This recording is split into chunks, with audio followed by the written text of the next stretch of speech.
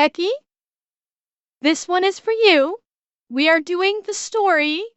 And I was going to do this anyway, but especially tonight, we are going to do this for you, Eki, because you want to see this. We are going to do the story of Roy Benavides, the real-life Rambo. It's going to be a long one. This may very well take us to the end of stream, possibly. I don't care. But we're going to check this one out. So, let's fucking go. John Rambo, the action hero that was an unstoppable, unkillable Green Beret from the Vietnam War that went into battle with nothing more than a big knife. This video is not about him. It's also not about the man that inspired that character. That was Audie Murphy. This video is about the real Rambo. The actual man. Wait, I didn't know that. Rambo was inspired by Audie Murphy? I don't think I ever knew that.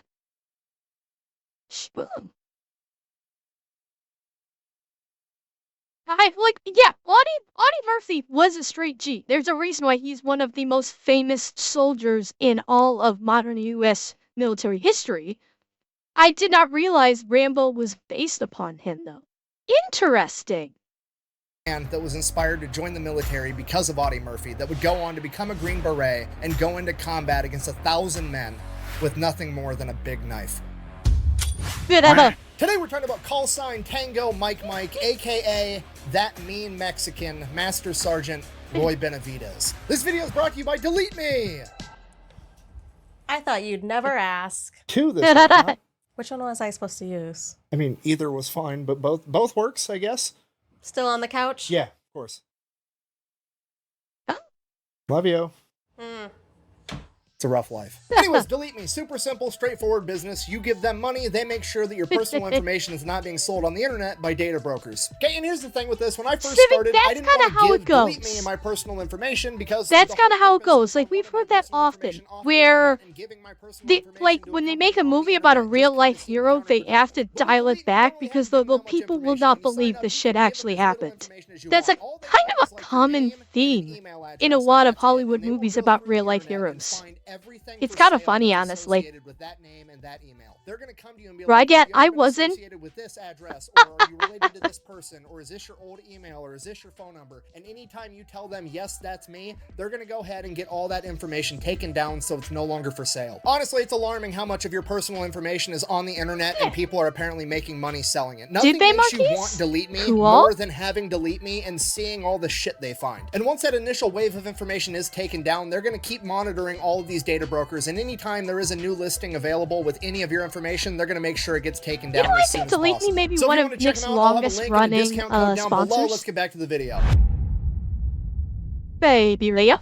On August 5th, 1935, Roy's first memory in life was attending his own father's funeral after he had passed away from tuberculosis when Roy was 3 years old. 1 year later, Roy's mother would remarry, and 9 months after that, she would give birth to Roy's new half-sister. And from that moment on, Roy was essentially on his own. His parents gave all of their attention to their new daughter, and Roy and his younger brother Rogelio were kind of neglected. 2 years later, Roy's mother would develop a cough that would get progressively worse and worse, similar to how Roy's father had. Roy's mother now had tuberculosis too. And while she was on her deathbed, her husband, Roy's stepfather, would inform her that he would absolutely not be raising another man's kids. And 6-year-old Roy overhears this. He's terrified. He has no idea. I'm sorry. Fucking what? The woman is dying of tuberculosis. These children are going to be without fucking parents shortly.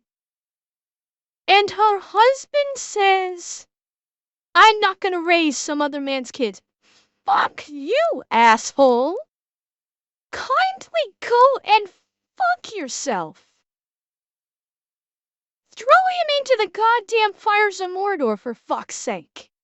Idea what's going to happen to him and his younger brother Rogelio. He's already lost his dad, he's about to lose his mom, and his stepdad doesn't want him, and that's the only family he's ever known in his entire life. On the day of his mother's funeral, his stepfather tells him and Rogelio to pack their things. They're going to go live somewhere else. They load up in the car, go off to where the funeral's held, and at the funeral, a man comes up and introduces himself as Nicholas Benavides. He is their father's brother, Roy and Rogelio's uncle, and they're gonna come live with him. After the funeral, they load up in Uncle Nicholas's car and they head off to El Campo, Texas, Roy and Rogelio's new home. Upon their arrival, they get to meet what is going to be their new immediate family. They have their Uncle Nicholas, their Aunt Alexandria, their grandfather Salvador, and their 8 cousins. Roy is then informed that it is now going to be 7 boys sharing 4 beds, and that everyone in this family has to work to make this entire thing work because they don't have a lot of money. All the kids in the family are expected to go to school, get good grades, and then after school, they all have a job that they are expected to go out and do to help contribute to the family. And at the age of 7, Roy's first job was to go shine shoes to earn a little bit of extra money. Then in the summers or any other... And this was, I forget, what year did he say this was in? Was this... Fuck, what... I completely missed what year it was when he was born, like around what age this was. This back in like the 40s or 50s? 50s, okay. I mean, in Texas, for a Mexican family, this isn't unusual. Especially in the 50s. It was the 30s? Was that early? Hang on. 344. Okay, remember 344. Hang on. 344. Remember that. Born on August 5th, 1935, Roy's first memory in life. Okay, 1935. So... Hang on, I gotta find... Yeah. So he... 344. Thank you, chat. Thank you. I couldn't remember it. Yeah, so... This would have been the 40s. Yeah, so this would have been the 40s. Like, you know, large Mexican families was the norm. And everyone needing to work to make the family work was a common thing back then. So it's... The difference is that they actually had to go to school and get good grades in addition to working. Which is good. You know, not only did they say, look, we have to work for our family to survive, instilling good work ethic, but you also need to go to school and get good grades. So, it's a difficult life, without question. You know, I imagine all the kids in the family probably had a hard life. They probably didn't have much leisure time. They may or may not have had many friends.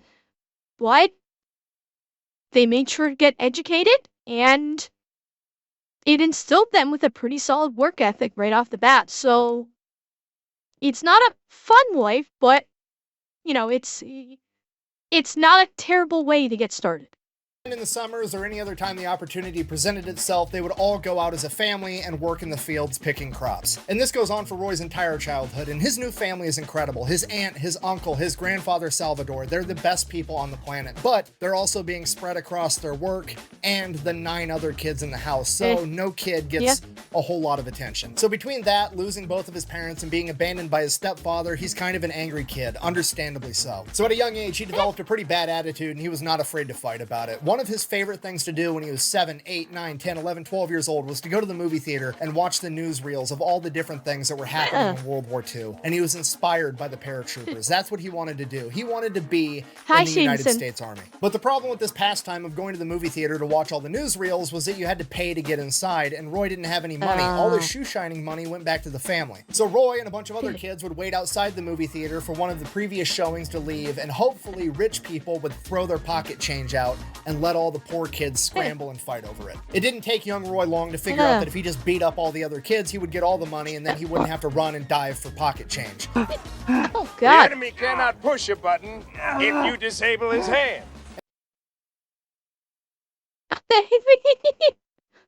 It's a good reference. I realize he's the real life Rambo, but you don't go wrong with Sin either. Let's be honest. And that's just the beginning of the fighting. It gets so much worse because as World War II progresses and all the young men go off to fight this war, there's a huge lack of manpower all across the United States. And to help alleviate that, one of the things the United States government does is basically opens up the southern border so that people can freely come into the United States and begin working. Because of that, there ends up being this huge misconception, especially in any state bordering Mexico, that any person of Hispanic descent wasn't even American, they were just some Mexican that was showing up to work in the fields. Y el acento, ¿dónde are you from? Scranton. E before that, La Philadelphia. This leads to young Roy getting picked on at school. All the kids are calling him a dumb Mexican. They're telling him he's not American. They're calling him a pepper belly. And he's like 8, 9 years old. He has no idea what's going on. So he goes to his grandfather, Salvador. And Grandpa explains to him, Roy, the Benavides family fought against Mexico to gain their independence, just like any white person's ancestors fought against Great Britain to get their independence. Your mother was Yaqui Native American. You are just as much, if not more American than anybody else. The Benavides... Hey, Jack. Excuse me. So, wait a minute. So he's like, Chavez from Young Guns. He's like Chavez. And I remember how badass Chavez was in Young Guns. It's the same thing. He's basically, I guess I'll just call it the way Young Guns called it. He's like a Mexican Indian. Huh. Nice. Vita's family name is Mexican, but we are Americans. You have multiple cousins fighting for America in the war right now. Don't ever let anybody tell you that you're not American, which is a great sentiment. I love it. However, what young, angry Roy honed in on was they fought for it. From this point forward, anybody that wants to make fun of Roy has a fight on their hands, and they almost never won because Roy, at the age of 9, 10 years old, has been working in fields and shining shoes after school every day for years. He is way above the average level of toughness for a young man. And Roy wasn't even that big of a kid. Nice. If anything, he was smaller than average, but none of the bullies were bigger than him either once they were looking up at him from the flat of their back, which is always where they happen to find themselves eventually. Now, it's also important to mention that— No! Civic, he's not a big boy. He said he's small. That's what Nick was saying. He's smaller than the bullies, but he's tougher. He may be smaller, but he's small. He is small, but mighty. Roy, while he does have a temper and he's not afraid to fight about it, he does have standards. He was being raised right by his aunt and his uncle and his grandfather. Roy would not hit a girl if a girl made fun of him. He's a good kid. But what he would do is when they went out to recess, he would kick dirt at her until her brother or her boyfriend came to stop him, and then he'd beat the shit out of that guy. Hello. Okay, I like that. Cheer 100. It ain't the size of the dog in the fight. It's the size of the fight in the dog. Dwight D. Eisenhower. I'm not sure how I feel about, like, okay, I'm not gonna hit the girl who's making fun of me. I'm just gonna kick a fuckload of dirt at her until her brother or boyfriend comes over to start shit with me, and then I'm just gonna beat the shit out of him. I'm not quite sure how I feel about that. Cause it wasn't the brother or the boyfriend that you had a problem with. They're just coming to help the girl. I don't know how I feel about that. And this goes on for Roy's entire childhood. He's always getting in fights. He struggles in the classroom academically, but outside of school, he does work super hard to help provide for his family. He still loves going to the movie theater, watching all the newsreels about World War II. He still wants to grow up to be a paratrooper, and he also loves hanging out with his uncle and his grandfather, Salvador. And his grandpa had all these amazing stories that he would share with him, and all these stories had some underlying meaning or some lesson that Roy needed to be taught. And his favorite story was when his grandpa— I just learned that the creators of TikTok are considering selling to Elon to avoid it getting banned. Okay, I don't care about TikTok. Was younger and he was a cowboy, and he was on this trail, and another cowboy had fallen off his horse down onto a cliff face, and he was stuck. And Grandpa Salvador stopped, took his belt off, and lowered it down to help pull this cowboy up and saved his life. And the moral of that story was, when somebody needs help, you help them. And all this keeps going on until he's about 14 years old. That is a lesson that needs to be taught more today. that if someone, like, okay, it needs to be played again because this is something that needs to be fucking taught to kids today. Falling off his horse down onto a cliff face and he was stuck. And Grandpa Salvador stopped, took his belt off, and lowered it down to help pull this cowboy up and saved his life. And the moral of that story was, when somebody needs help, you help them. And all this keeps... That needs to be taught to kids today. That if someone fucking needs to be helped, you help them. Not some money, not for accolades, not for anything. You help someone because they need help, because it's the right thing to do. And the only reward that you get is that you help someone. And that's it. That is your only reward that you need.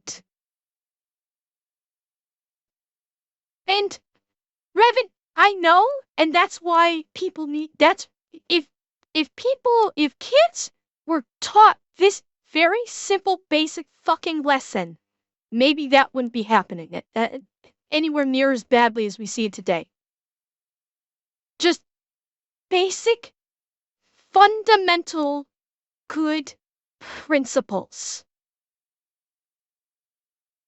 It needs to start happening again.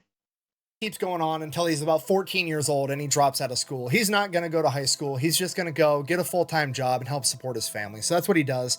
He goes out and he starts working at this local tire shop. Uncle Nicholas, realizing that Roy is going to be a man soon and that getting in fights like he does is going to have real-world repercussions, figures that he needs to help Roy get over that somehow. So he encourages Roy to start amateur boxing, and Roy is incredible at it. He makes it all the way to the state tournament his first year of doing it. While there, he ends up losing his very first match, and in the locker room after his fight, the young man that had just beat him comes up and wants to shake his hand now that they have their gloves off, and Roy's anger and temper gets the better of him, and he ends up fighting this kid in the locker room, wrestling him into a stall and shoving his head into a toilet. After Roy does that, all the other coaches, all the other fighters, Roy's coach, all look at him like, what the fuck, dude? And they're all disappointed, and it was the first time in Roy's life that he felt ashamed and disappointed in himself. And this is where Roy really starts to get a lid and a grasp on how to control his anger.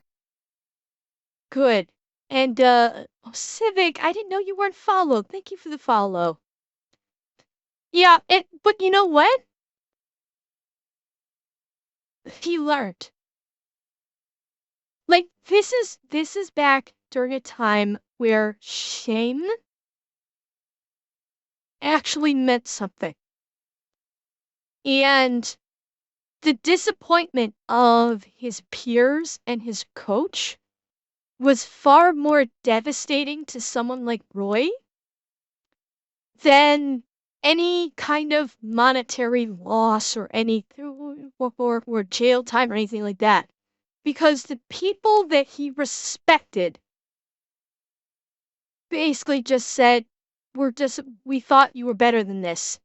And because he looked worse in their eyes because of it, it actually affected him and it actually made him think, oh shit, excuse me, like, oh shit, this actually hurts. I need to actually make a change. Because yeah, this is back during a time where respect actually meant something. Especially to men. Being respected as a man was a far greater currency back then than it ever could hope to be today. Unfortunately. Again, this is shit that needs to come back to the modern day. Make respect be the dominant currency in the social spaces now. After that, Roy gives up amateur boxing and just continues working full-time at the tire shop, and that's when his boss, Mr. Haddock, the tire shop owner, also kind of becomes his father figure too, because he works with him and he's around him so much, he just becomes that older male role model that Roy has always kind of been looking for. And he continues to help Roy mature and get a better grip on his anger and more control of himself. And this goes on for a couple of years, and then one day when Roy is 17 years old, a recruiter from the Texas National Guard comes in and wants to hang up a flyer at the tire shop for anybody who's interested in joining join the Texas National Guard. And on that flyer was none other than Roy's role model, Audie Murphy, the most decorated soldier of World War II. You see, this is right in the middle of the Korean War, so Audie Murphy, the World War II war hero, had joined the Texas National Guard to help with recruiting, and he was also going to train the next generation of soldiers. And at this point, Audie Murphy's the shit. He's got an award-winning book, he's an actor, and when he's acting, he's playing the role of himself in movies, and he's being told by directors, hey, I know you were there and you're literally just portraying the shit you did, but you need to tamp it down a little bit because it's so unrealistic, nobody's gonna believe this story. This is a Texan that was rejected by the Marine Corps for being too small and then went on to be the most decorated soldier of World War II, earning the Medal of Honor for going toe-to-toe with an entire German SS battalion by himself from the back of a flaming M10 tank destroyer with a 50 caliber machine gun. So Roy Benavides figures if the Okay. I didn't know the details of Audie Murphy, but holy shit. Now I get the understanding of why he was the inspiration for Rambo. Now I get it. And, Lappy, hi. Welcome. Yeah, before I didn't get it, because I knew Audie Murphy was not, like, jacked like Rambo was. But based on that, based on how he earned his Medal of Honor, okay, I get it. I absolutely fucking get it why he would have been the inspiration for Rambo. The Texas National Guard is good enough for Audie Murphy, then that's exactly where he wants to be. So he joins the Texas National Guard, he ships off, goes to basic training, ends up coming back, he's doing his weekends, he's doing his training in the summer. That goes on for a couple of years while he's still working at the tire shop with Mr. Haddock. Then one day he decides that he likes doing Army stuff a lot more than he likes changing tires, so he wants to go full-time Army. He goes over to the active duty recruiter's office. It's a shared office. They've got the Navy, the Marines, the Army, and the Air Force all right there in one building.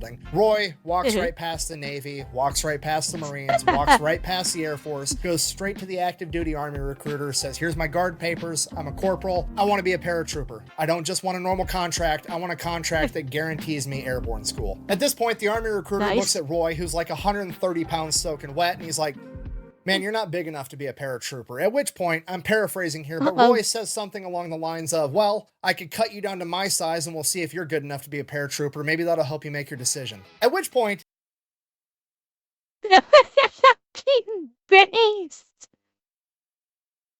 Holy shit! This man has balls of steel. Okay, holy shit! There are several movies about Audie Murphy and he plays himself in most of them. I highly recommend finding them and watch them through.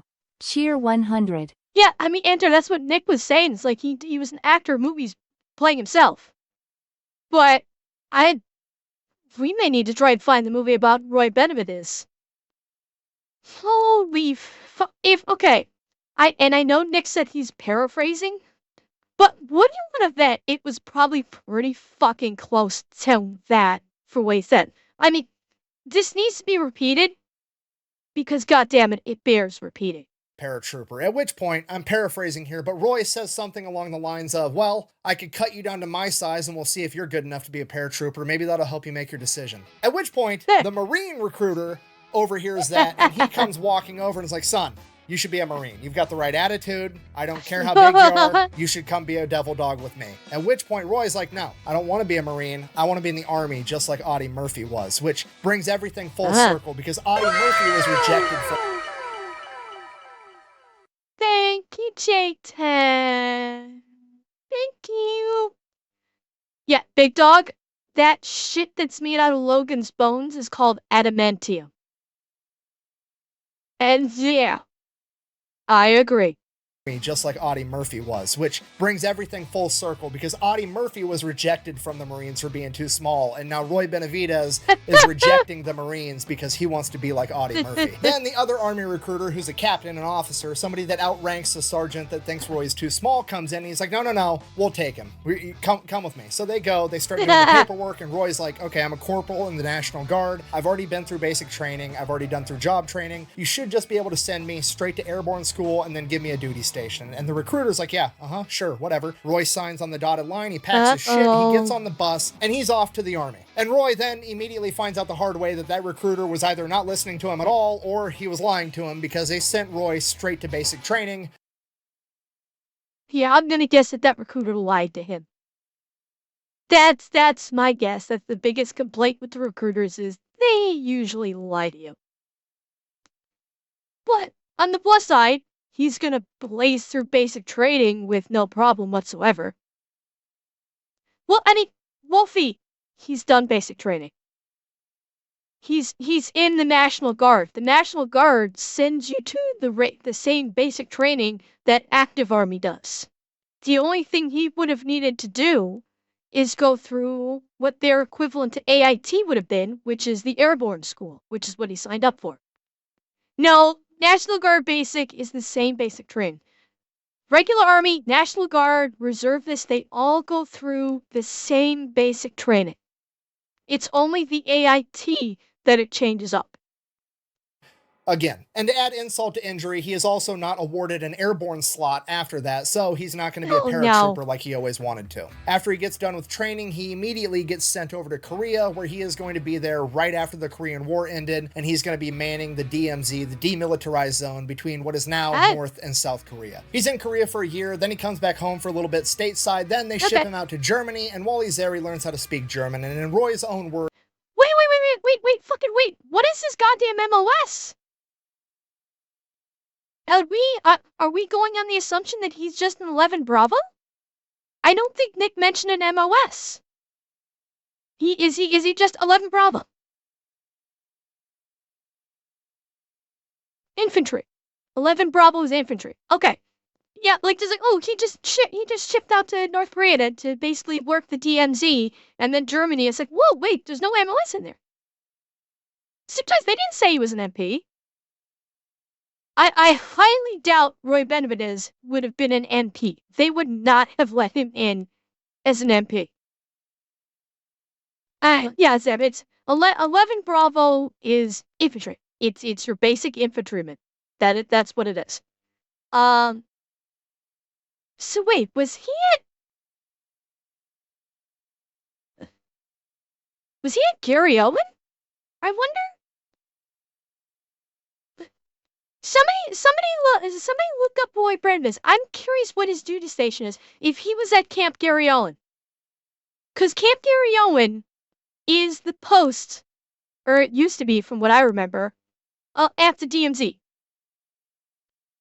Well, Nick, he's not going to tell us. He's already talked about him going on a journey. He said he spent a year in North Korea. He spent a year on the DMZ in Korea, and then he got shipped off to Germany. So he's not going to tell us anything. I'm just kind of curious if that was his duty station. If he was in Camp Casey, if it was in Camp Gary Owen, where his duty station was. I'm just kind of curious.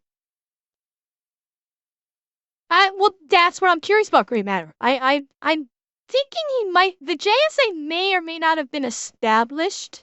Oh, he tells me. Oh, I thought he was just talking about going to Germany. All he said was DMZ. A little bit stateside, then they ship him out to Germany, and while he's there, he learns how to speak German. And in Roy's own words, he becomes the first Hispanic American that could speak German with a Southern accent. Si, correcto.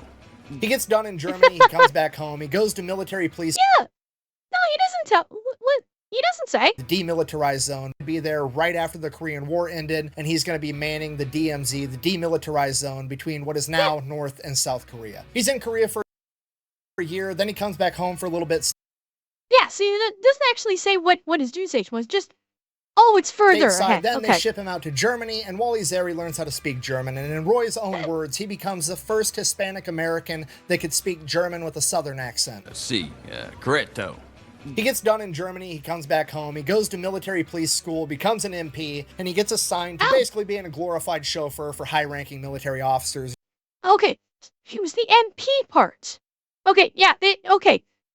I'm sorry, guys. I thought you were saying, like, oh, he's just about to say it when he was talking, because I was rolling on about his duty station. I didn't realize you were referencing about him becoming an MP. I did not realize that's what you guys were referencing. I'm sorry.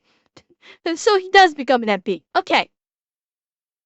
becomes an MP, and he gets assigned to basically being a glorified chauffeur for high-ranking military officers, generals, colonels, etc. And then randomly, one day, a couple months out from his contract being up with the army, he's trying to decide whether or not he wants to re-enlist, and this General Westmoreland, asks him, "You ever thought about being a paratrooper?" And Roy's like, "Yeah, actually, that's the only reason I'm here. I wanted to do that. I kind of got screwed out of it. I'm thinking about re-enlisting, and if I re-enlist, I really want to be able to become a paratrooper." To which the general kind of like doesn't even really continue the conversation. He's just like, "Huh, well, that's neat." Anyways, we're at the airport now. I gotta go, bye. And then Roy never sees this guy ever again. A couple months later, Roy's contract is about to be up. He has to decide if he's gonna re-enlist or if he's gonna get out. And his potential re-enlistment contract, there's an airborne packet courtesy of General Westmoreland. If he decides to re-enlist, he will get to go to airborne school and he will get to become a paratrooper. Nice!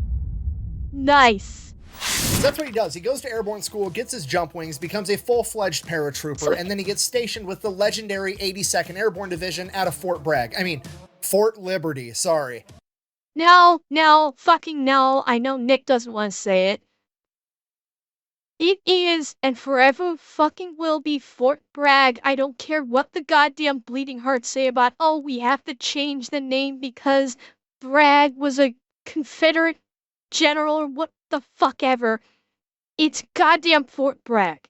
It started off as Fort Bragg. It is legendary as Fort Bragg. It is motherfucking Fort Bragg. Do not fuck with it. I looked it up. He was definitely 11B in Korea Cheer 100. What? Yeah, he was 11 Bravo Korea. That much we knew. What are you confused about, Emperor? What is confusing? If you're confused about the name, Fort Bragg is... Yeah, it was Fort Bragg until what, like 5 years ago or less?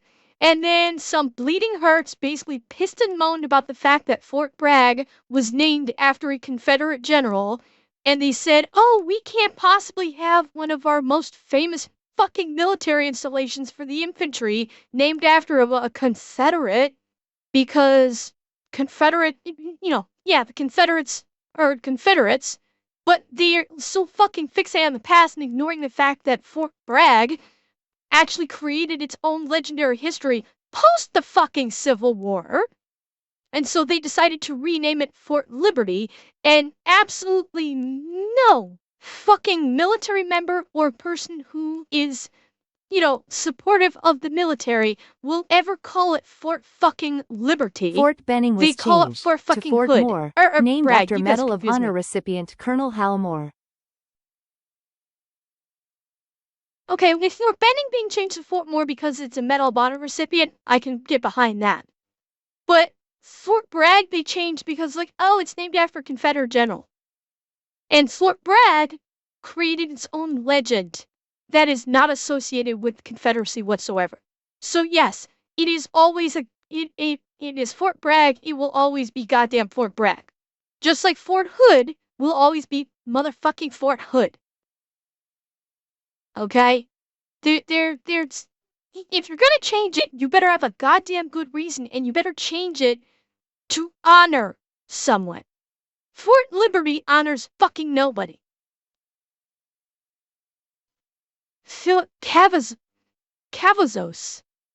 Who the hell is it named for? Yeah, exactly, Atanashi. I'm pretty sure every fucking soldier on that base does not call it Fort Liberty.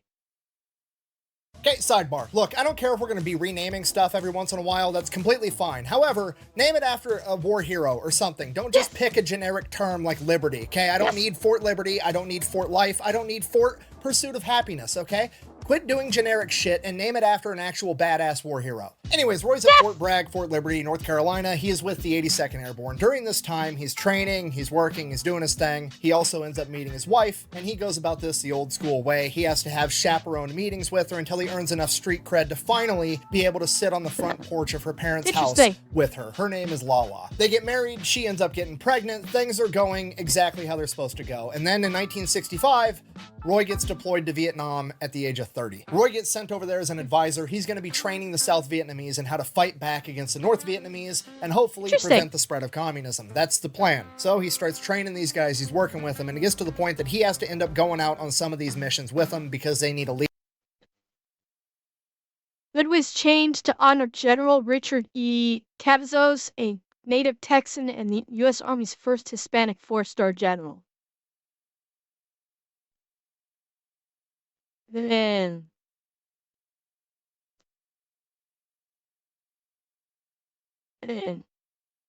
Yard Dog, can you look up Richard E. Cavazos and find out some more? Like, okay, let me put it this way. Is this four-star general...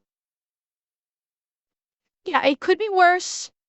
I'm kind of curious what this four-star general did in order to receive that honor, other than being just the first Hispanic four-star general. Exactly. Like, did he do something to earn that accolade? That's my question. Leader, they need somebody with more experience to go out and show them how it's done. And he does that multiple times. And yes, then one did day he do he's something great, Yard Dog? And all of a sudden, other than being Hispanic. Leader, they need somebody with more experience to go out and show them how it's done. And he does that multiple times. And then one day he's walking through the jungle and all of a sudden... Oh.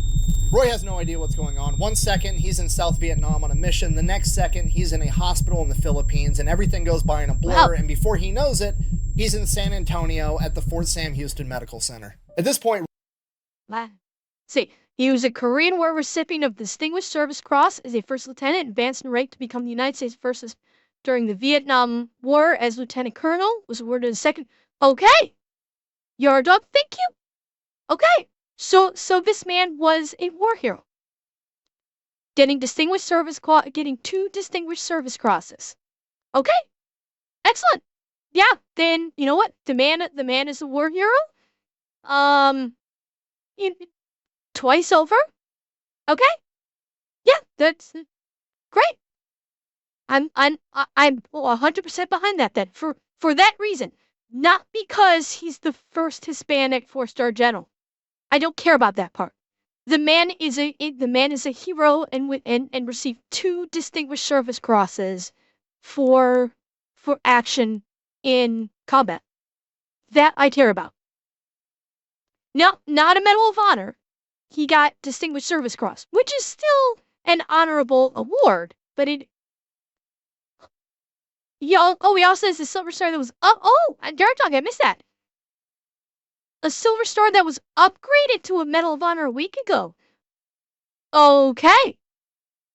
I reaffirm my position. Yeah, the man is a war hero, so absolutely an excellent choice for renaming Fort Hood. I absolutely no issue with that. Absolutely. Yeah. Perfect. And Yard Dog, that's exactly what I wanted to know. Did the man do something to distinguish himself other than being the first Hispanic general? And he did, in spades. So thank you for looking that up for me, Yard Dog. And before he knows it, he's in San Antonio at the Fort Sam Houston Medical Center. At this point, Roy still has no idea what's going on. Doctors and nurses are coming and going. There's some pregnant woman named Lala that's trying to hang out with him all day long, and he's just not comprehending anything that's happening to him. Roy's wife, Lala, would be informed that Roy had stepped on a landmine in South Vietnam during one of their patrols, and they don't know how he survived, but the going...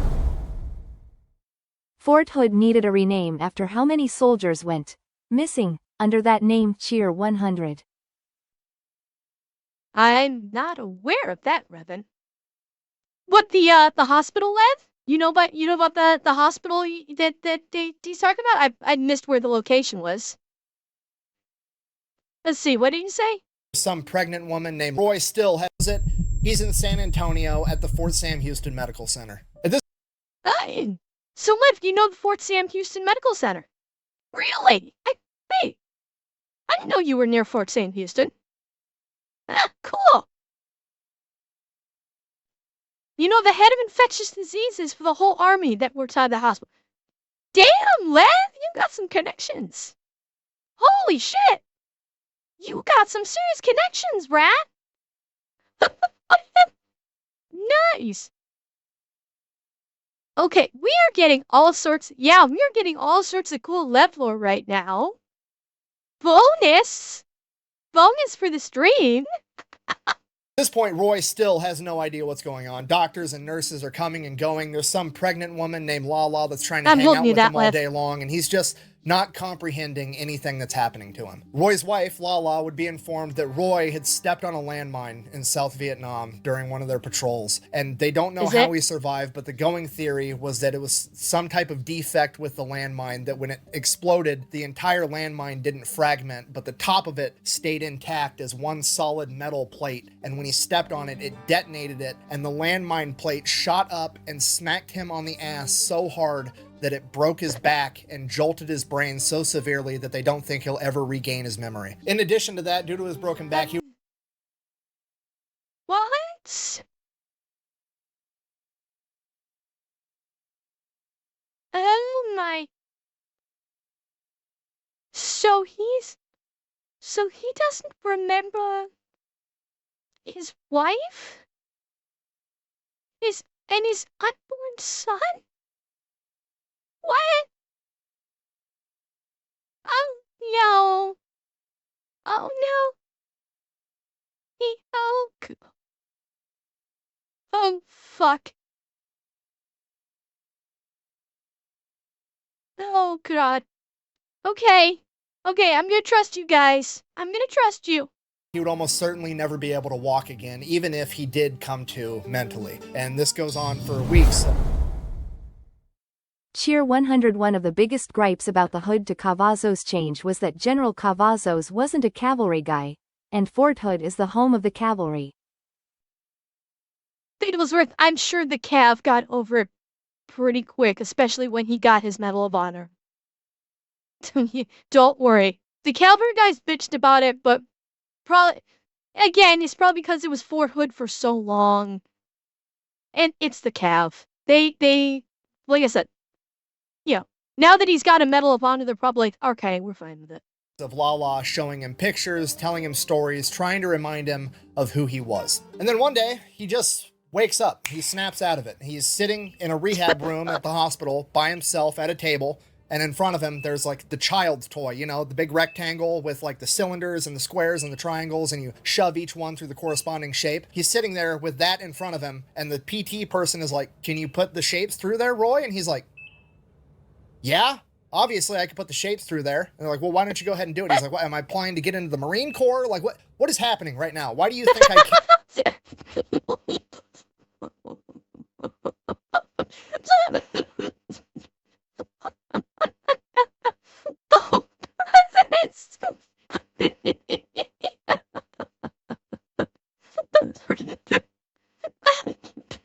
That's not that funny, just it's so funny.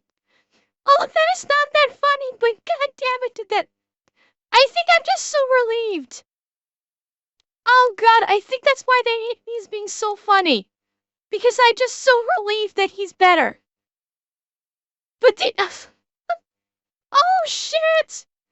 Okay, that I needed that laugh after almost crying from what I heard before. Oh, that was good. Okay, Nick, thank you. Thank you for that. I needed that. Can't do that. And they're like, "Well, just go ahead and do it." So he does it. He's like, "Okay.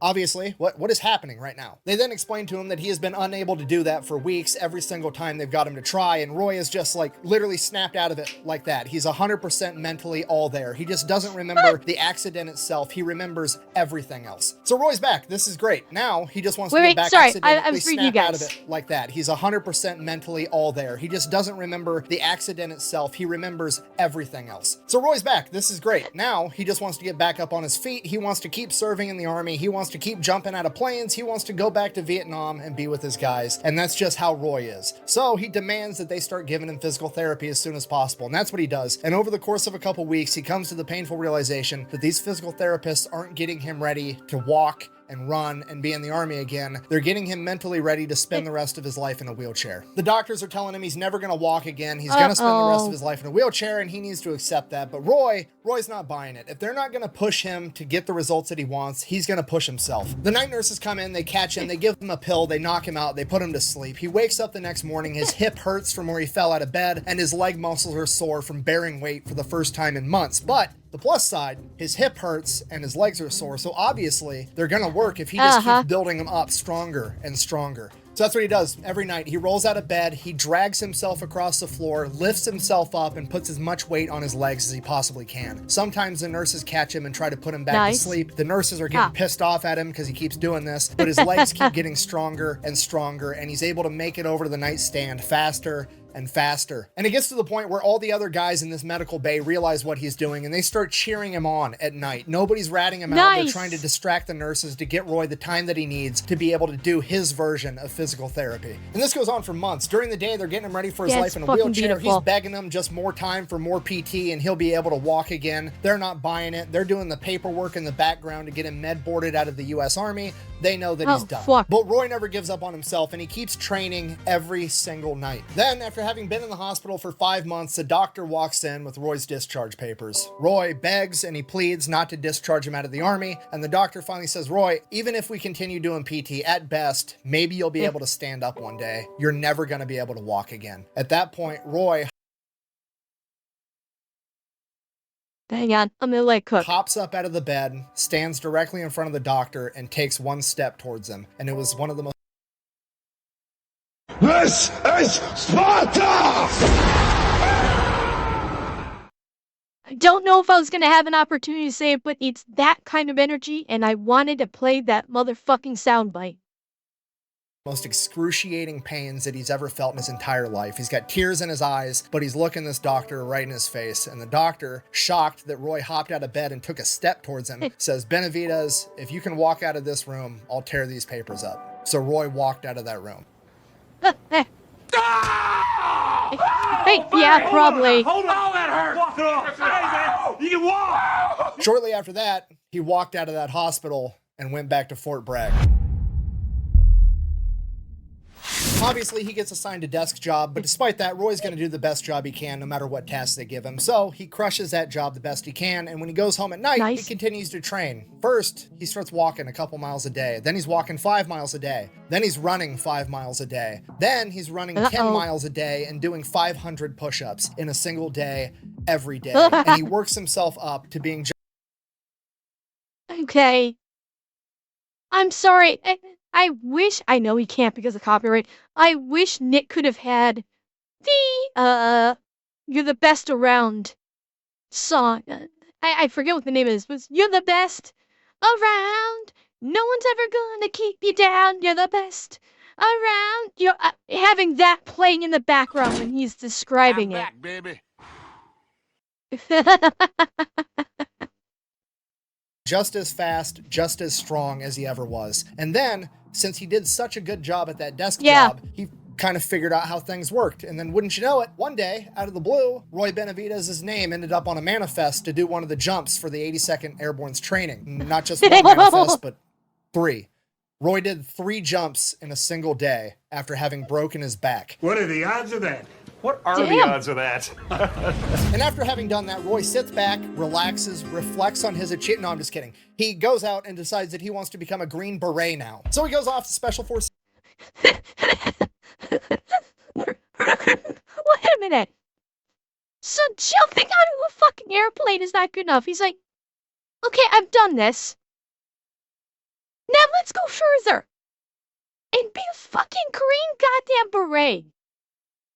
Fucking hell! It's a selection, and he makes it. He passes. He becomes a Green Beret. On one hand, absolutely incredible. It is almost unbelievable that he's able to accomplish this. On the other hand, it's obvious that he was going to be able to accomplish this, right? Because if you don't know about these Special Forces groups, it's never like the fastest, the strongest, the freak athlete that ends up making these Special Forces units. It's always just that tough farm kid that you're going to have to kill to get him to stop. It's that person that's never going to quit. And if there was ever an embodiment of that archetype of person, it's Roy Benavides, okay? Homie stepped on a landmine and literally walked it off. Of course he had what it took to become a Green Beret. That's just to get selected to be in the unit, though, so then he has to go off and get all of his other training. He becomes a linguist. He gets cross-trained as a medic. He gets trained on every heavy weapon system. He becomes trained in military intelligence, the gathering of information. So he gets done with all this training, then he gets orders that he is going to be deploying to Central America. Here's the problem. Roy doesn't want to deploy to Central America. Roy wants to go back to Vietnam. So Roy goes back to that very same office that he worked in for a little while he was training before he became a Green Beret, and wouldn't you know it,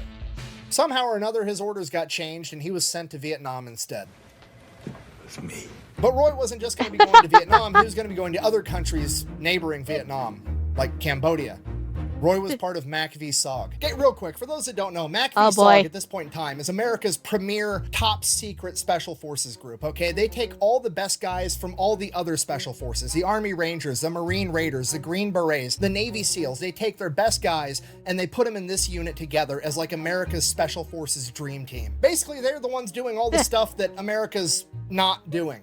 You know? This group is so secretive that nobody even knew that these guys existed until like 30 years after Vietnam. Okay, SOG, everybody thinks it stands for Special Operations Group. That's not what it stands for. It stands for Studies and Observations Group. And they did that on purpose because they wanted it to sound like some nerd shit. That way, if a politician or a high-ranking officer that wasn't supposed to be in the know read that on a document, they weren't going to ask any questions. During Vietnam, these guys had a 150-to-1 kill-death ratio. For every Mac v. SOG member that went down, 150 enemies went down first. And they do all kinds of different...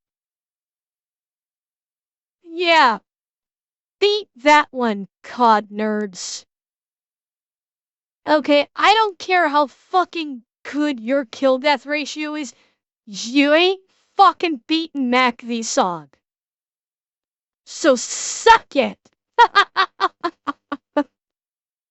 different crazy stuff during Vietnam, but when Roy gets linked up with them, they're working in Cambodia. Okay, real brief, oversimplified version of what's going on here. You have the NVA, the North Vietnamese Army, and they are trying to supply the Viet Cong, the guerrilla fighters in South Vietnam, with a bunch of supplies. Now, they have two options. They can punch through the front line, fight through all the American defenses to deliver these supplies. Doesn't sound like a very good time. Or they could cheat. They could just cut right over into Laos and then travel through this neutral territory with no resistance, and then travel into Cambodia, more neutral territory with no resistance, penetrate way past all the American front lines, deep into South Vietnam, and then cut back in and drop off all the supplies. Okay, and to be fair, that's a brilliant plan, because there's not a whole lot America can do to stop it, right? Because the only thing America really can do is to send their troops into Cambodia and Laos, and that's not going to be a very popular idea, considering that most of America's mad that they're in Vietnam in the first place. They're definitely not going to support invading two more countries. So if America wants to stop this, the only thing they can do is to send their own guys into this neutral territory where they're not supposed to be to cut off this supply line. And then, even if they do run into each other in this neutral territory, it just turns into the Spider-Man meme, right? Hey, you're not supposed to be here. No, you're not supposed to be here. And then everybody's just as guilty of breaking the same rules. It's a really good plan on their part. Okay, but here's the problem with this whole thing. America cares a lot more about not getting caught. Okay. You don't have to answer. If the answer is let him cook, I will accept. Is there going to be a cameo by our favorite sniper? Because this is around the same time with the same fucking Black Ops group. Oh, disappointing. Dude is an actual Saiyan. A near-death experience just made him that much stronger. No, that's Simo Carlos Hathcock. Yeah, different jobs, but Atanashi, don't forget. Carlos Hathcock got recruited by Mac v. SOG for a job. Don't forget about that. That's why I was wondering if there was going to be a cameo appearance by Carlos Hathcock. Because he did do a couple of jobs for Mac v. SOG. So, but no mention of it, unfortunately. No, I understand now what Roy was doing. It's just, a brief in and out, where he mentioned it, that's all. In these neutral territories than the North Vietnamese do. Because of this, the Americans are only sending in very, very small groups of men, like 12 guys or less, whereas the North Vietnamese are sending in entire companies. They're sending in hundreds of guys. So this makes it impossible for the Americans to directly confront the North Vietnamese. So rather than confronting them, they start stalking them. They start tracking them down and following them, writing down what their most commonly used paths are, what they're dropping off, where they're dropping it off. They try to memorize all their different routes. They try to figure out anything and everything they can about their operations inside of Laos and Cambodia. So that goes on for a while, and then somebody gets the bright idea of like, hey, we know where all the enemy's ammunition is. What if we just snuck in a bunch of defective ammunition that blew up when they tried to fire it, and then it would not only take care of some of the enemy troops that got messed up from, a howitzer round blowing up, or ammunition blowing up, or defective ammo, and they go and try to get into a firefight, then the Americans are guaranteed to win. There's that aspect, but then there's also the psychological aspect of the enemy isn't going to trust their own own supply line anymore. So then that goes on for a little while, and then eventually the North Vietnamese and the Viet Cong figure out that the Americans are doing this, so they start sending out their best guys, their equivalent of MAC-V-SOG, and they send them out into these neutral territories to try to hunt and kill the American MAC-V-SOG operators. Because of that, the MAC-V-SOG casualty rate goes up, and at one point it was actually reported as being a 100% casualty rate. If you were in MAC-V-SOG during this era, there was a 100% likelihood that you were going to get injured or killed in the line of duty. A Purple Heart to these guys was just a rite of passage. So, Amber, this defective ammo is still in the wild. Scott discovered one explosively. Cheer 100. Yeah, Andrea, I remember that. Yeah. I remember the tears that I shed from that. I know. Honestly, like, I'm actually really surprised to hear that the North Vietnamese actually had a special ops group as good as MAC-V-SOG. I never actually thought that the North Vietnamese would have troops that skilled. Like, well, that's the question, Atsushi. Like, I don't know if it was just sheer numbers, because he said they basically had their own version of it, which is just, it's fascinating that they actually have a spec ops group. This thing, I don't know if it was companies. From what Nick was saying, I could be wrong. I'm getting the impression that it wasn't just by sheer numbers. It was just skill, that they had guys that were that skilled to actually go toe-to-toe with the SOG guys.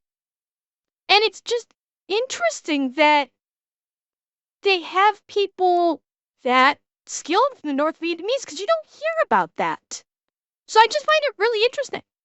MAC-V-SOG starts taking more casualties, they realize they're being hunted, then they start doing countermeasures to prevent from being caught. They're having helicopters go in and pretend to drop off a bunch of operators when they're actually not doing it, basically spamming them. That way, when they actually do go behind the line, the enemy's not going to know whether that was a fake drop-off or a real drop-off. So that's what's happening. There's like this shadow war going on in the neutral territories of Cambodia and Laos, and this is what's happening when Roy shows up. So 2 weeks into being there, Roy goes out on a mission, and one of the guys that he's with ends up getting shot up, and they have to get... I mean, Tay, you are right. It's very easy to underestimate. What's the best? Okay.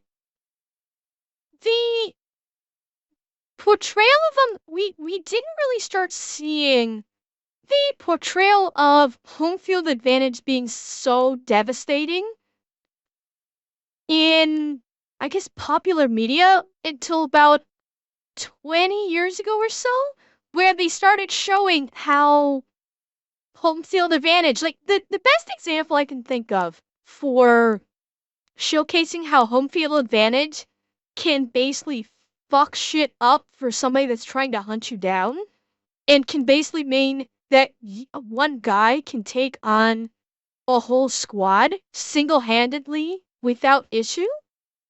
You know which movie I'm thinking of showcased that the best? The earliest one that I can think of off the top of my head? Any idea which one I'm thinking of that might have showcased that? Take a guess. Nope. Not Lone Survivor. Nope. Try again. You're probably not going to guess it. Come on. Humor me. Take a guess. Okay, Tay. Have a good night. No. Red Dawn? No. Rambo 2? No. No, not Rambo. That's not Rambo. I mean, Rambo's the obvious, but Rambo was like an elite special. Like Rambo was the Green Beret. What Roy Benavides was based off of. Not Home Alone. Crocodile Dundee 2. Think about it. Crocodile Dundee 2. Nick Dundee leads the dealers with much better firepower and much bigger numbers back to his home, and easily takes them out one by one and has fun doing it. Yeah. So yeah, that's probably like the first thing that popped in my head is like a premier home advantage situation where it actually shows. Get this guy medevaced, but they're still being attacked, so they can't go out in the open so a helicopter can land. So the helicopter has to drop what's called a McGuire rig. It's basically just a rope that these guys are going to hook onto, and they're going to pull them straight up out of the canopy of the jungle and fly off with them dangling underneath the helicopter like some badass Pinocchio. Now, usually when you do this, like you can see in this picture, you're stacked on top of one another on the same nylon rope. But for some reason on this day, they dropped 2 nylon ropes. Roy hooked the other guy that's injured up to one, and he hooked himself up to the other. And Roy probably didn't even realize that there was 2 ropes. He just saw a bunch of nylon rope everywhere. He hooked both of them up, and they were going to take off. So they get pulled up out of the canopy. They take off headed towards camp, but because they're each on a different rope, the ropes end up getting crossed and the nylon ropes start rubbing together. And when nylon rubs up against nylon, it melts because it's plastic. So these ropes are going to end up snapping, and Roy and his buddy are both going to fall to their death unless they can land and get this figured out. And they can't land because they're still being shot at. Now, luckily for Roy and the other guy, the belly man in that helicopter was another one of Roy's friends, a sergeant by the name of Leroy Wright. And he noticed what was going on, and he ties himself off to a 3rd rope and lowers himself out of the helicopter in between the other 2 nylon ropes, allowing his body weight to untangle the ropes as he lowered himself down, saving all 3 of them. Okay. Fucking Chab Leroy right there. Holy shit. Yeah, like, we're talking about Roy Benavides. And fucking Leroy coming in from literally the top rope. And pulling some seriously badass shit here. Yeah, well, they're used to getting an ass chewing. Yeah, exactly, Potato. He literally went Leroy and just fucking hell. Yeah, Ryget, they were. They fucking were. 2 days after that, Roy wakes up in his cot. Time to go get breakfast. He heads off towards the chow hall.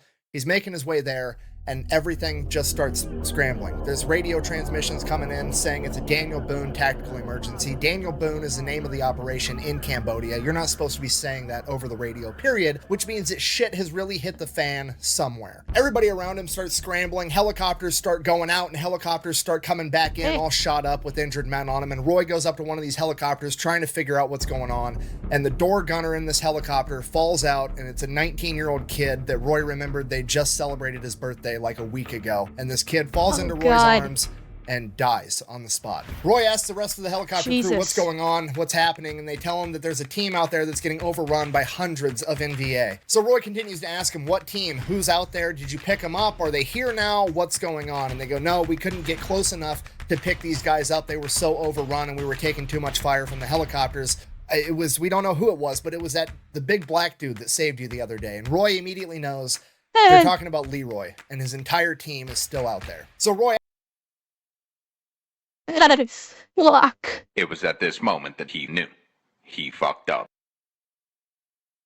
Asked them, are you going back out there? And they said, yeah, we're going to go back out there, but we're not going to be able to land. The only thing we're going to be able to do is drop ammunition out of the helicopter above them so they have ammunition to keep fighting. And to Roy Benavides, it sounds an awful lot like somebody needs help. And with that, he runs over, grabs his medical bag, jumps in the helicopter, and they take off. A couple minutes into the flight there, Roy realizes that in his hurry to run and grab his aid bag so that he could help, he made a mistake. A really big mistake. He forgot his gun. God damn it! He is now in a helicopter flying into combat with no gun, no... Oh my god! If that is not the perfect cinematic metaphor, that's fucking perfect, because what fucking happens right after that? The same goddamn thing. Deadpool goes fucking ape shit on people with 2 swords. And all Roy's got is the knife. It's fucking perfect. Food, no water, no grenades. He literally has an 8-inch recon knife and his aid bag, and that is it. Despite that, Roy is still determined to help these guys. So they get there, they drop the ammunition out of the side of the helicopter on top of these guys, and then they fly off, and Roy says, get me as close as you can and land this helicopter so I can jump out. And they get him like 150 yards away from where this team is injured and pinned down. And Roy jumps out of the helicopter and starts running towards them. He makes it 10 steps, gets shot, drops him. He got shot in the leg. He tells himself that he tripped and landed on a thorn bush and he's not actually shot, but he knows he's shot. He keeps running towards him and he makes it another 50 yards and he gets shot again. This time it's a glancing blow to his helmet. He doesn't know that yet. Jesus. Maybe he got shot in the head. Maybe he didn't. Maybe it was shrapnel. He has no idea. He'll figure it out later if he makes it. So he just keeps running to the team, and he finally ends up making it to him. So he makes it to where the team is pinned down. They're all spread out, way too far out. They're not in a defensive position. They're running out of ammunition. Every single person there is shot, blown up. Everybody is in horrible shape. So Roy gets to work. He picks up an AK-47 off a dead NVA soldier as he runs to each individual team member, giving them morphine, whatever medical aid he can, and then dragging them over to this anthill, this big pile of dirt, to get them in this defensive position where they're actually semi-close together and they can start fighting back. Roy ends up making it to the guy with the radio, and he's like, "This is Tango. Mike, I've still got men on the ground. I need to get these guys medevaced. I have green smoke grenades. I'll pop them so you know where we're at." While the helicopters are on their way, Roy keeps going and getting more guys and dragging them back to the anthill, giving himself and everybody else morphine. The helicopters finally show up, the door gunners lay down suppressing fire, and Roy starts loading up the guys at the anthill onto the helicopter, but he still has more men out towards the bush line that he hasn't been able to make it to yet. So he gets all the guys on the helicopter, and then he tells the door gunner, "Hey, we still have men over there. Cover me," and Roy takes off running next to the helicopter as the helicopter is gliding next to him, and him and the door gunner are returning fire into the woodline, trying to make it to the other men. So Roy and the helicopter make it to the last guy that Roy knows of, and it's not Leroy. So he asks this guy, "Where's Leroy at?" And that guy points him towards the woodline and says he got hit back there, and he's got a bunch of confidential, classified information on him. So Roy decides that he's gonna go get it. He takes off running towards where this guy pointed him out in the woodline, but the helicopter can't follow because it can't get that close to the trees. So the helicopter door gunner continues to lay suppressing fire while Roy runs into the tree line and finds Leroy's body. He gets all the classified intel off Leroy's body, and then he begins dragging Leroy's corpse towards the helicopter because he at least wants to bring his friend's body home. And then he gets shot in the back. As we all know, it's always darkest right before the dawn, but as we also all know, sometimes it's darkest right before it gets even fucking darker. After being shot, Roy turns around, realizing he's not going to be able to bring his friend's body back with him, and starts running towards the helicopter. And then he sees the helicopter pilot get shot through the window as the helicopter spins out of control and crashes. Roy makes it to the crash site, and everybody there that survived is pretty much ready to call it a day. They've accepted the fact that they're about to die, and Roy hasn't. He starts dragging everybody, getting them away from the burning helicopter and getting them into another defensive position so that they can fight back. He's going and getting AK-47s off of dead NVA soldiers, getting these guys guns. He has guys that can't even see. They're missing eyes, and he's just telling them, "Shoot that way." Under Roy's leadership, Jesus fucking Christ. Holy shit. Holy flesh. Oh my God. Jesus, what is going on? Thank God. Shit. Yeah, I know. He learned the lesson. He learned that lesson. God. Shit.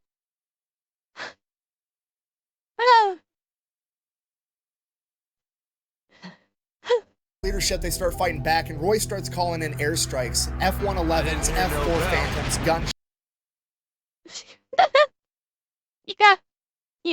They start fighting back, and Roy starts calling in airstrikes, F-111s, F-4 Phantoms, gunships, anything and everything they have, and they just start bombing this tree line with all they've got, and they do it over and over, but the enemy soldiers just keep coming and coming. There's literally hundreds of them, and this goes on for hours. It's too hot for them to get a helicopter in there to load people up, and every time they bomb the tree line, more enemy soldiers run out of it towards Roy and his crew. And it gets to the point that they're literally using the dead bodies of soldiers as sandbags to stop bullets. Roy and the men on the ground don't realize it at this point in time, but the crews up in the gunships that are mowing down the forests that the enemies are coming from are starting to mow down so much vegetation that they're starting to see straight lines, which don't occur naturally in nature. These are bunkers with fortified machine gun positions. The MACV-SOG team didn't just stumble across an entire battalion of men. They walked right into an entire NVA base inside of Cambodia. Eventually, the air crews come to the realization that with this fuck.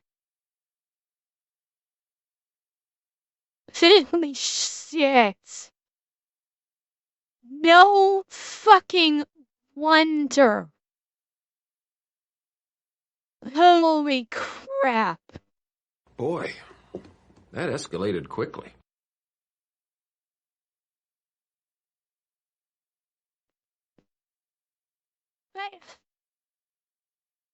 How the and he's like right up on him.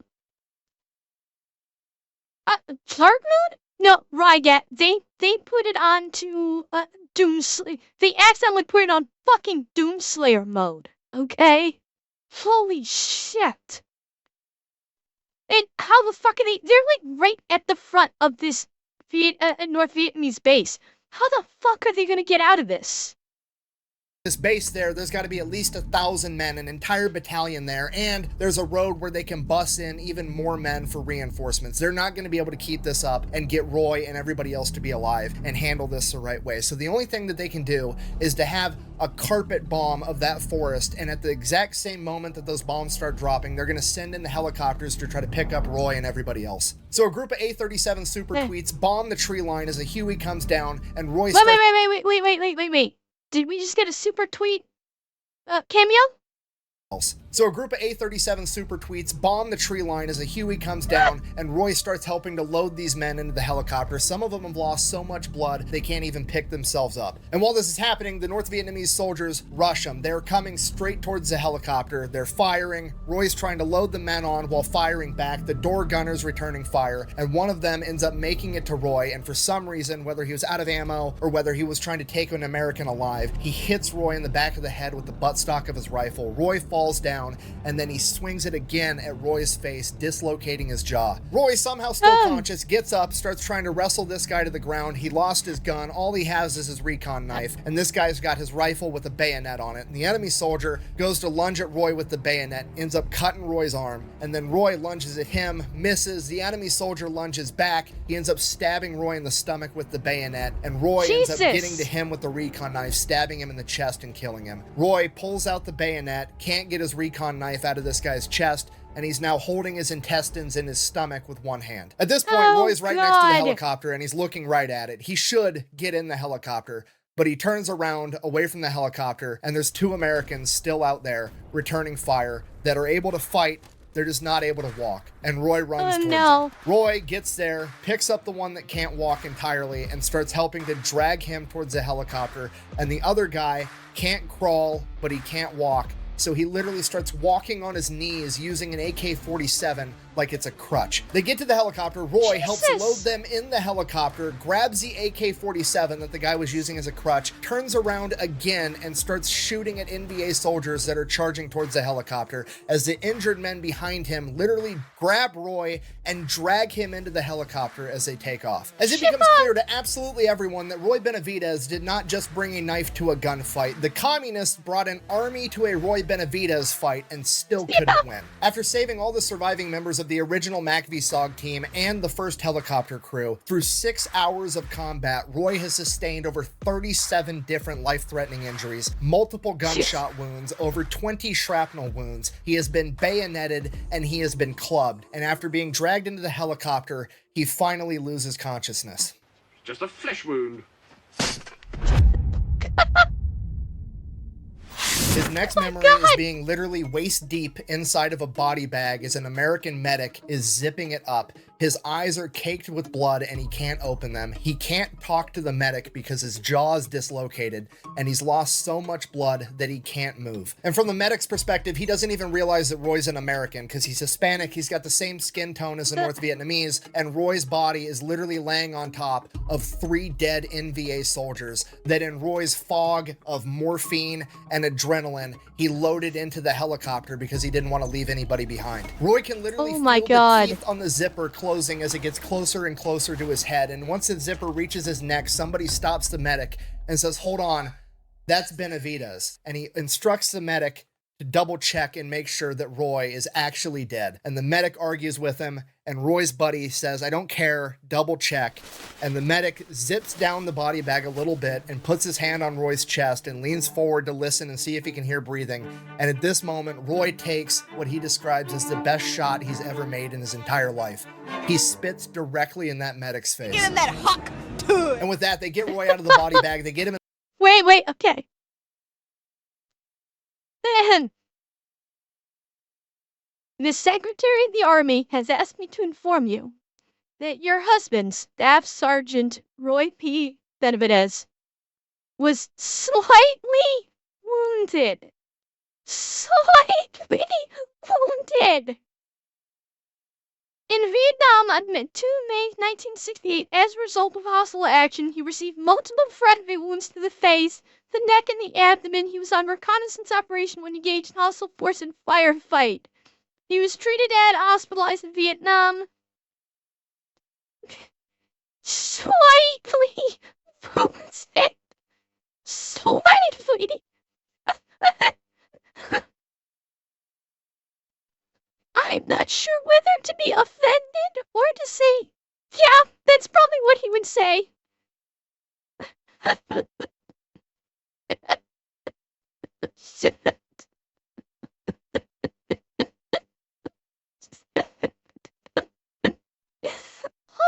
fuck. Holy shit. Damn it. I don't want to cry. I know I don't get yet. I don't want to encourage it. But yet, shit.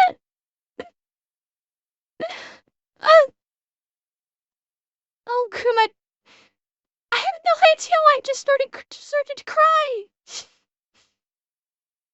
I know he's okay, but I have no idea why I started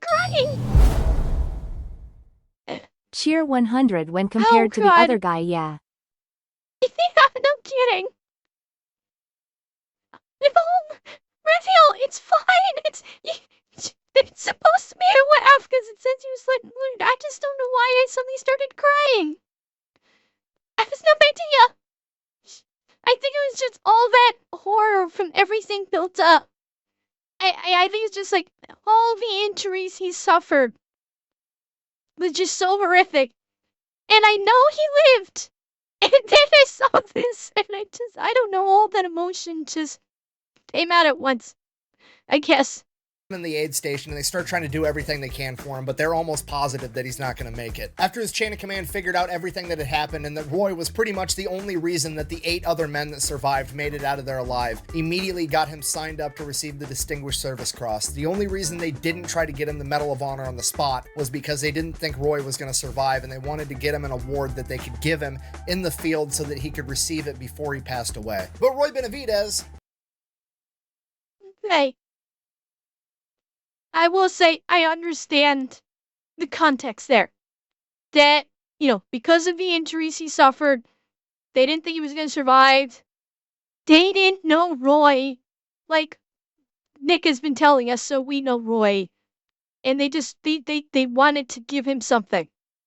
So they could, Revan, I think what they were wanting to do is they wanted to award him something immediately while he was still alive, because they didn't know how much longer he would live. And yes, and they could always do like what we discussed earlier with the 4-star general, is having the Meritorious Service Cross upgraded to Medal of Honor, which I'm guessing they did. But they just wanted to award him, give him something that they could award him in the field while he was still alive. I can understand it. I can understand why they went that route. Had other plans. He doesn't pass away. Instead, he recovers. And not only does he recover, he yet again refuses to get med boarded out of the Army into a medical retirement and continues to serve an additional 10 years in the United States Army. And during that time, they try to get him awarded the Medal of Honor because if anybody deserves it, it's this guy, right? But for some reason or another, it always ends up getting rejected, and it gets rejected again and again and over. They just keep rejecting his Medal of Honor. But there's nothing that Roy or anybody else could do. For some reason or another, the committee in charge of awarding the Medal of Honor simply did not want to give Master Sergeant Roy Benavidez the award that he had earned. So he did the only thing he could do. He just kept on keeping on. So he went on, served throughout the military until 1976 before finally retiring as Master Sergeant Benavidez, the recipient of the Distinguished Service Cross. As Roy retires, there was another press push about how incredible he was, wondering why he didn't earn the Medal of Honor, and this ends up connecting him with one of the men that he had saved that Roy actually thought had died. And this man gets a hold of Roy almost 12 years after the fact, and he tells Roy that he's going to write up everything that he witnessed and send it into this committee again. And yet again, even despite all this new information, the committee in charge of awarding the Medal of Honor rejected it again. And then they realized, why? Fucking why? I need an explanation. I need a fucking explanation. Okay. the committee in charge of awarding the Medal of Honor rejected it again. And then they realized what they were doing wrong. They were telling the whole truth. They were saying that Roy hopped in a helicopter, flew into Cambodia, and helped save a bunch of MACV-SOG members. And as far as the US government's concerned at this point in time, up until like the mid-80s, MACV-SOG, A, doesn't exist, and B, if it did, it definitely would not be operating in a neutral territory like Laos or Cambodia. Fuck!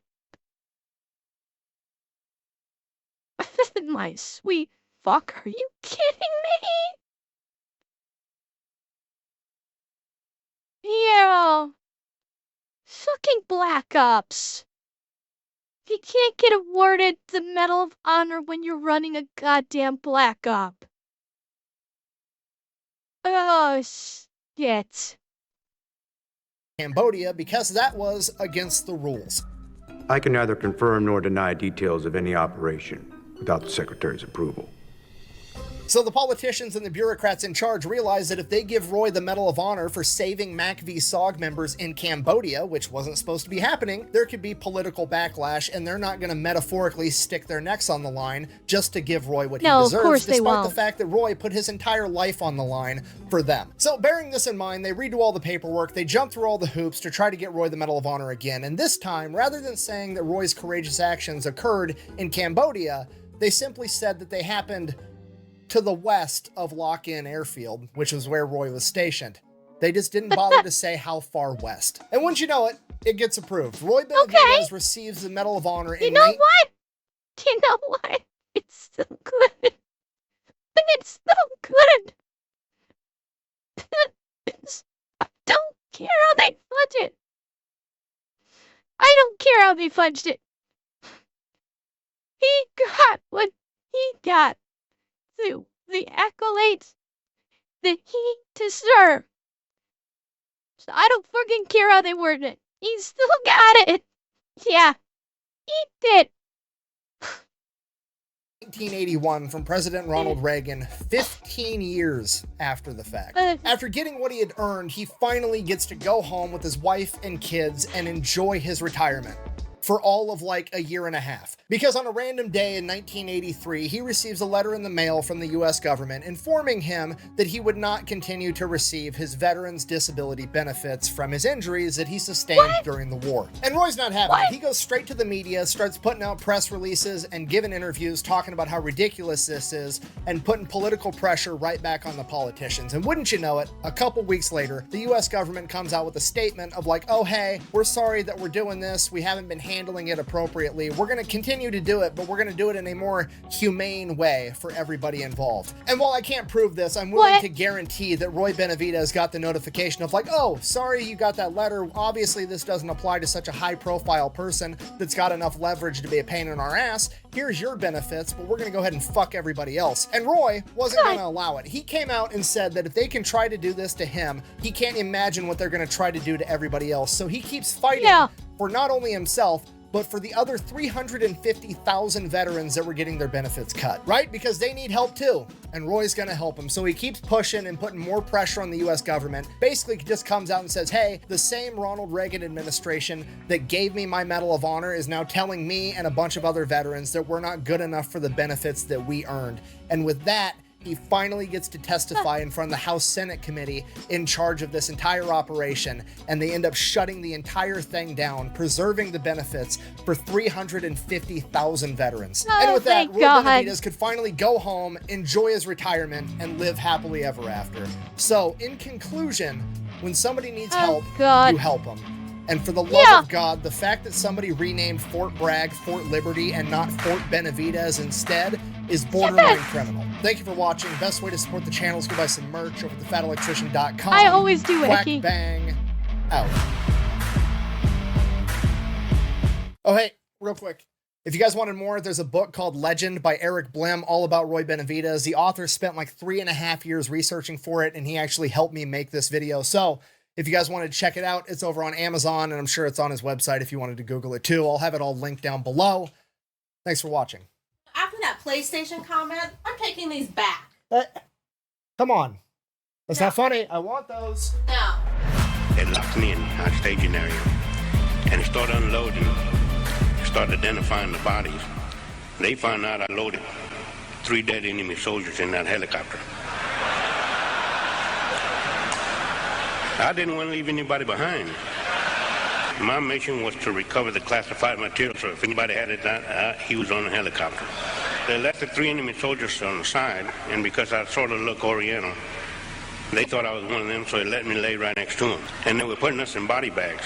And I remember that my feet being lifted, and I was inserted into the body bag, and I could hear that zipper coming up, and I thought, oh my God, no, no.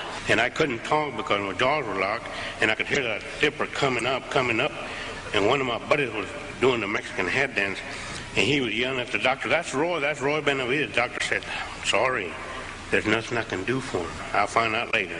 Jerry Cottenham made that doctor at least to feel my heartbeat. When I felt that hand on my chest, I made the luckiest shot I ever made in my life. I spit in the doctor's face. You know, there's a saying among us veterans, for those that had fought for it, life has a special flavor. The protected will never know. You have never lived till you almost died. And it is us veterans that pray for peace most of all, especially the wounded, because we have to suffer the wounds of war. I'm asked hundreds of times, would you do it over again? In my 25 years in the military, I feel like I've been overpaid for the service to my country. There'll never be enough paper to print the money, nor enough gold in Fort Knox for me to have to keep from doing what I did. I'm proud to be an American, and I'm even prouder that I've earned the privilege to wear the Green Beret. I live by the motto of duty, honor, country. Ladies and gentlemen, thank you very much. Thank you. God bless you, and God bless America. Absolute legend. Absolute legend.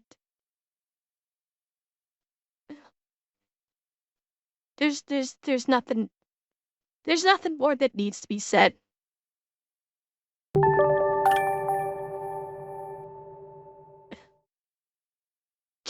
Jack, thanks for the follow. Oh, Revan, I ain't done. I ain't ending on a cry fest tonight. I am not. We got time. We got time for one more. We do. Okay, so you fear not. But Eki, that was a fantastic choice. Yes, Cadillac Jack, I'm sorry, we just finished it. Eki, wonderful choice. I hope you enjoyed my react to it. Even though I cried. Yes, Eki, it was worth it. It was 100% worth it. I'm glad I watched it, even though I cried.